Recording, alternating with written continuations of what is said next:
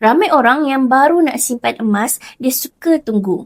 Tunggu harga jatuh, baru aku nak beli. Tapi masalahnya, yang selalu tunggu ni lah, akhirnya dia beli harga emas yang lagi mahal.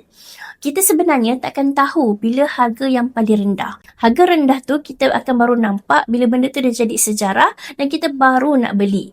So, orang yang dah lama simpan emas sebenarnya dah faham sangat. Dia tak monitor harga, dia tak pernah nak kejar harga yang paling murah. Dia hanya buat satu benda saja, konsisten tambah gram emas sikit demi sedikit.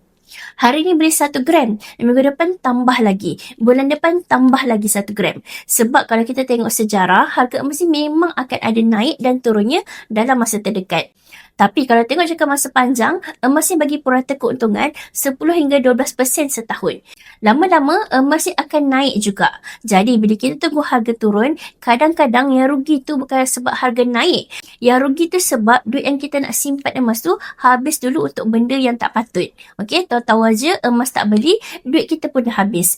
So, untuk orang baru, jangan tunggu perfect time, start saja dengan apa bajet yang kita ada. Untung kita bukanlah sebab beli harga tengah rendah, tapi sebab kita ada emas dan grade emas kita ni makin lama makin bertambah. So, kalau tuan-puan nak mulakan simpan emas dengan Public Gold, boleh isi borang saya dekat bawah tu ataupun DM Tok Zah bantu tuan-puan untuk daftarkan akaun bersama Public Gold.